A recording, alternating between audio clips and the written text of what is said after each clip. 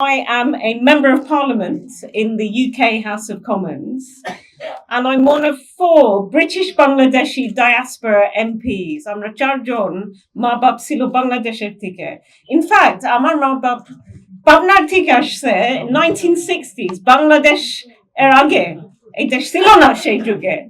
So I'm really excited to be here. I don't come that often. আমি খুব ঘন ঘন আসি না এই দেশে.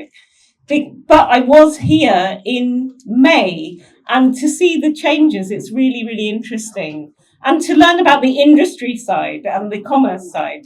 Because as a politician, normally, and we have another politician on the platform, so normally I just speak to politicians all day, but this time it's been fascinating to see how this country is developing.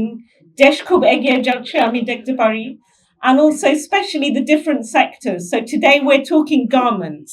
And look, probably all the clothes that us who came from the UK is made in Bangladesh. My son, Amar Sele Amar Shate Ase, over there, Rafi. So yesterday my cousin was asking, she wanted to buy a shirt for him. Can you find his size? I was looking in his collar and it says made in Bangladesh.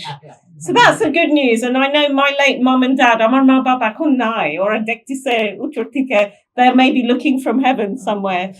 They would be so proud when they saw made in Bangladesh. All the big shops, Marks and Spencer, Primark, all their stuff is made in Bangladesh. So that makes us proud. But at the same time, we need to be careful that we don't just rely on one sector. So I've been learning here about AI. We have a Chinese section of our delegation, the AI industry. I've been learning about jingrimas, frozen shrimps and prawns, which Iqbal Bhai imports. And he's been telling us that in the UK, everyone has a freezer in the house. Shob fol mul amra pete pari je kono shomoy. Whereas in this country, everything's seasonal. They would not think about freezing. That's something we could diversify into. I understand China has got the market for that. Why can't we?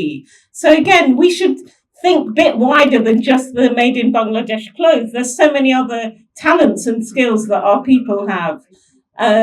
It's a country with so much potential. It's rich in natural resources, in the resources of people. But at the same time, we shouldn't exploit these people. So everyone knows about the garments, about the Rana Plaza disaster some years ago. So if we're only exploiting people, jodi kali amra mone kori je মানুষরা কত কম আমরা দিতে পারি ওদের জন্য আর কত বড় profit আমরা আনতে পারি. This is not good. So we saw yesterday, and I understand that the previous government had an outstanding case with the ILO, International Labour Organization. It's part of the UN. So there was some issues, and the Yunus government is going to try and fix those. And we met Muhammad Yunus, and what a reassuring man he is. He's a Nobel Prize winner. I feel reassured that after a revolution like this, could have been everything's on fire, could have been, much more chaos than there is.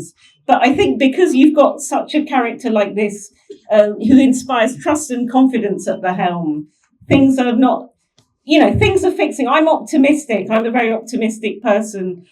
We saw change in many countries last year. In the UK, we now have a Labour government. Surely that deserves a round of applause. So in America, they've also changed government. I hope that he's very aligned often to Putin and people like that, and to China. I hope that's not bad news for Bangladesh. So, this is a country, I think it has the 8th largest population.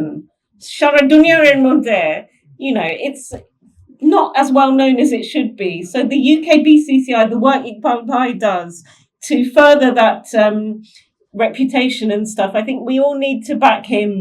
And I'm not going to talk for ages because everyone gets bored, death by speeches, speech after speech after speech. But I think you need more women involved in your committee. It's a very male platform we have today. You need more young people involved, and Iqbal Bhai is going to help us get all of these, but you've got to help us too from the Bangladesh side.